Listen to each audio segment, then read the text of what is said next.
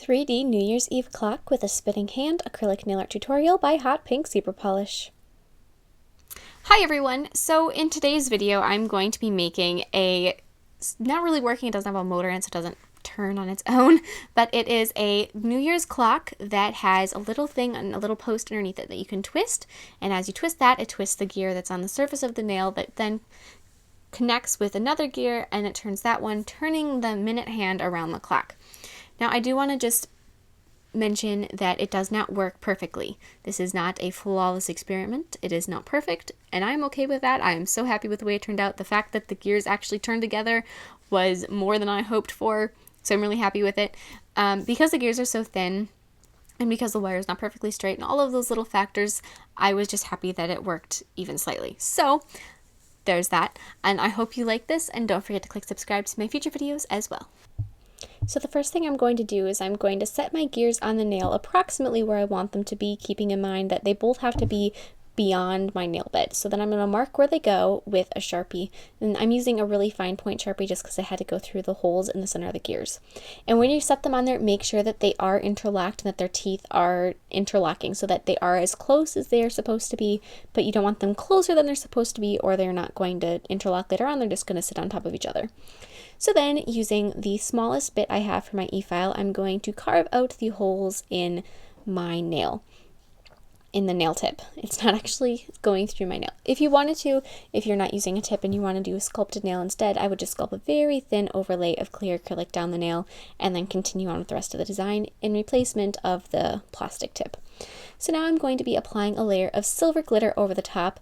Applying this glitter at the cuticle is absolutely unnecessary, and later on as I'm watching this I'm trying to decide why I did it, because it's not going to show at all. You could have just done clear there instead. Sometimes I have no purpose for what I do. There's no reason. This is one of those times. And so I am just going to apply it as you get to where it's beyond your nail bed. That is where you do want the silver glitter to be, because the silver glitter is going to show when you flip the nail over. It is not going to show on the surface of it at all. It's just for the underside. And this glitter that I'm using is got a little bit of a hollowness to it. And so it's really sparkly, it's really pretty, and it's definitely one of my favorite glitter acrylics that I have.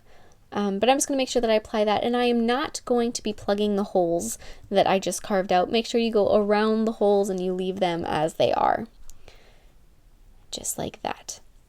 And so after I've got that silver on there, I'm going to go through and I'm going to add a layer of clear acrylic over the top to protect that silver and make sure that the nail has the right nail structure and strength and all of that good stuff. And if you're wondering, I have been trying to reduce the speed of my videos. So I've been trying to make them, usually my go-to is 4 times the speed. This one is, for the most part, it's going to be at a 2 times speed. So that's not very sped up at all, which is why this one is quite long. But since it is 4D and having a slower 4D video has been requested numerous times, I thought that this would be a good one to do that with. So once I have that clear acrylic on there and it is nice and smooth, I will go through and I will file it. One thing I do want to say though is that not that you should ever consider your filing unnecessary or like it's a waste of time, but right underneath or right above those holes, I'm kind of skipping a really important step. I'm gonna pause my conversation and say this part. So I have a little piece of wire. This is the same wire that fits into the gears nicely, and I'm going to take a bead of relatively stiff clear acrylic. So I took all the liquid out of the back of the brush, and I'm going to plug up those holes that I just made and I have been avoiding. So then I'm going to let that set until it turns matte. So you do have to watch it, you do have to take your time and be slow about it. So then I dipped my wire into some clear powder just so that it wouldn't stick to the clear acrylic that's in the holes. I'm going to remake them with my stick or with my piece of wire. The reason I first made them before is because I couldn't go all the way through the nail without there being a hole there. And so I needed to have something that I could put the wire through. And I didn't need the holes to be nearly so large as they were when I just did them with the e-file. So having them there and then I put the clear in and it works out and I get the holes to be the exact size I need them to be. oh, lost my voice, the exact size that I need them to be. You don't want those holes for the wire to be any extra big. You don't want there to be wiggle room, really. You just want them to be pretty much perfect. So then, like I said, I filed this, and now I'm going to be applying a layer of some black gel paint over the top of it. And so back when I was saying about the filing and it being unnecessary, is that right underneath, and most of this nail is going to be covered up by my clock face, and so right around those holes, if it's not perfectly smooth, I'm really not too worried about it. So then I'm going to go and, as I said, just paint a layer of black gel paint. This time I am going to be avoiding those holes once again, making sure that I don't clog them with the black gel. And so this gel paint that I have cures without a tacky layer, so there's no need to put something else between it and the chrome powder that I'll be applying in a second. So after I have that on there nice and smooth and I have the end capped, I'm going to throw that into my lamp and I'm going to cure it fully.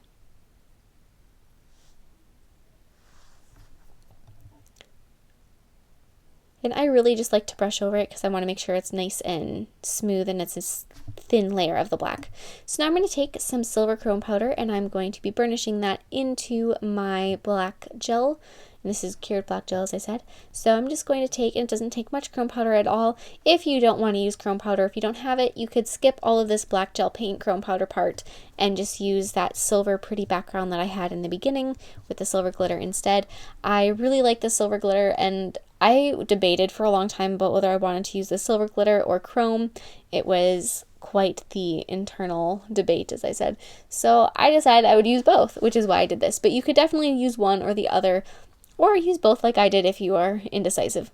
So then I'm going to just dust that off with a little bit of a manicure wipe. It's dry though, there's no liquid in it.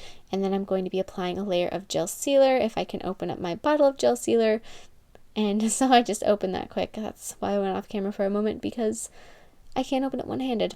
Usually I can, but I don't know, at that moment it was really sticky. So I'm just going to apply that and cure it. And then I'm just going to quickly make sure that those two holes that I have are still open. Just every once in a while, I like to make sure that things like that are going to work before I get too far along. So now on a nail form backing, I'm going to be sculpting out my clock face. So I put down 2 beads of white acrylic. One of them I just didn't quite think was big enough. You don't want your clock to be too thin, and so I just added a second one to make sure.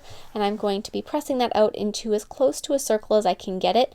And you have to make sure that your white circle is at least double the size of the distance between the holes in your gears when the gears are put together with the teeth interlocking. So I hope that makes sense, because it was quite the mouthful. So if you look at how far the space is between your gears, so I'm just going to set those down next to my clock face, and look at how far the holes are. You have to make sure that there is, if that one gear is in the center, the smaller one, that the other hole is going to be within the clock face as well. So first put your center hole in there, and I'm using that same piece of wire just to make the hole. And I'm going to, this one I'm going to eyeball because I can't set those gears on top of it because they'll stick to the white, to that not completely set white acrylic. So I'm just going to take and I'm going to poke those holes in. And then I made sure later on that they were correct, and they were, so that was good. So now taking a piece of poster putty, I'm going to set that underneath the holes on the nail. So I'm just going to push that in there, and then I'm going to take 2 pieces of wire, the same thickness that I've been using all along, and I'm going to press those into the poster putty. The poster putty is just there to hold them in place while I'm working above them. So just press them in and press them through that poster putty. Like I said, it's just to keep them in place, so I don't have to hold them. And I know they're not going to be moving around on me. So now I have my clock face, and I'm going to turn that over so the side that was on the nail form backing is the side that's going to be up. And I'm going to put that through, or string that over the pieces of wire through the nail, and make sure that that looks nice and centered on the nail and everything looks like it's straight and even. And if I'm happy with it, which I was, then I'm going to take some just nail glue, and I'm going to put a little bit underneath towards the top of the nail, and I'm going to set that down and glue it. You do not want to get any glue on your pieces of wire at all. You want to make sure that you kind of avoid that. Those wires we're going to take out in a moment, so if they're stuck, then you are kind of stuck yourself. So now I'm going to take some clear acrylic, and I'm going to be filling in the gap around between the clock face and the nail, really securing it in place so it's not going to just pop off on you. And that's, like I said, same thing. You want to make sure that you avoid getting any of that clear acrylic onto your wire, because you want to keep all of that not attached. So the wire has to move. So as you can see, I just took and I could make sure that I could still wiggle those around a little bit, just so that I know they're not stuck or glued or acrylic into place. And so as I'm doing this, I am doing several small beads mainly to make sure that I'm not going to be attaching my wire. And just go around and around the nail with that clear acrylic. For this, you want to use a little bit of a stiffer bead than you might normally. I know in general I like to use wetter acrylic. I know it's my personal preference, but for this you do want to make sure that your acrylic is a little bit on the thicker side. So then once you have that pretty much all around, and I know that I do have a couple little gaps left I'm going to fill, then you can go ahead and remove those pieces of wire. So I'm just going to make sure that I still move around, and then I'll just pull them out. So now on a nail form backing, once again, I'm going to take my larger gear and put a little bit of clear acrylic in the center hole, and then take that same thickness of wire and then set that in the hole and hold it perpendicular to the gear until it sets. And having a perpendicular is so important because that's really going to make a difference once you start turning it. So then after that's set, I'm going to string that through the lower hole on the nail, and then using a head pin. So that's another piece of wire, same thickness though, that has a little metal platform on one end. And I'm going to have the head of the head pin under the nail, and then string that up through, and then put the smaller gear around the other side, and then fit that on and make sure that your gear's teeth interlock and that they are the right distance apart. And this is more of a precaution than anything else, just making sure everything works like that, just to make sure it all looks right. And then I'm going to bend the head pin over so that it is nice and flush with the clock face. So just bend that over so it has a right angle right at the surface of the clock, right above the smaller gear. So then I'm going to cut it off right at the edge of the clock face. Just trim that off with a wire cutters. Make sure that it's bent over nice and far, and so it won't stick up at all. And then after I have that on like that, I'm going to go through and I'm going to glue that head pin to the smaller gear. So I'm going to put a little drop of glue, smallest amount I can possibly get out of my tube, and I'm going to turn that until it hits the glue, and then you'll see that the glue kind of goes in and around all the little gaps. So then underneath the nail, I'm going to take, and this is for the larger gear, so the post sticking down, I'm going to grab a bead. And this is just a little seed bead like you'd use for making jewelry. And I'm going to string that down, and so that it's as close and it's as tight against the nail as possible, so that there's no extra space and it's not going to be able to be pushed in and out at all. And then using some clear acrylic, I'm going to secure the bead to that wire post. So just clear acrylic right around the top of it, and really sort of push it inside the bead a little bit and around the outside of the bead, just so that it's not going to come off right away. You want to make sure that the acrylic and the wire and the bead are all going to be nice and attached. So I'm going to add another bead, and sorry my finger's in the way. It's kind of a different thing what my camera sees versus what I see, so I have to sometimes work that out. So now on my clock face, I'm going to be painting the numbers on my clock. So I'm just going to be doing a 12, a 3, and a 9. Normally in this circumstance you would also paint a 6, but saying as the 6 is going to be underneath that larger gear, I clearly cannot do that. So I'm just doing the 12, the 3, and the 6, or the 9. And if you wanted to do the whole set of numbers, you would probably want to do that on your clock face before you put it together, just so that everything that's visible would be visible. And you could do that. You could also paint these numbers on there as well before you put your clock together and before you glue it to the nail. I decided that I would just do it later. It works out just fine. So then there's the 3, and the 3 should be right to the side of that smaller gear, and the 9 should be right on the other side. So if you were to draw a line going right from one to the other, it should be nice and straight. It shouldn't bend going through that center of the gear. And so then between the 12 and the 3, I'm going to add 2 little dots for the 1 and the 2. If you wanted, you could paint those if you decide to. And then after the 3, I'm going to add 2 little dots between that and the larger gear for the 4 and 5. And then the same between the 9 and the 12 for 10 and 11. And then beneath the 9 and the gear, or between the 9 and the gear for the 7 and 8. Just like that. And then above that, I'm going to not really, but I'm going to add the hour hand, and I'm putting the hour hand up towards 12. That way it's kind of like as the minute hand goes around, it's nearing 12 and it's nearing midnight. And then above that, just along the cuticle, I'm going to be writing 2017. Now, if you are watching this in future years and it is no longer going to be 2017, you can definitely put it for the number of the year that it is going to be. So 2018, 2019, 2020, whatever it happens to be, go ahead, switch it up. That's the only real difference in this design for various years that you would have to make. So at first I did the 1 because that is just going to be slightly off center. If you do it with either the 0 or the 1 first and then work your way outwards, you know that you're going to be relatively in the center of the nail.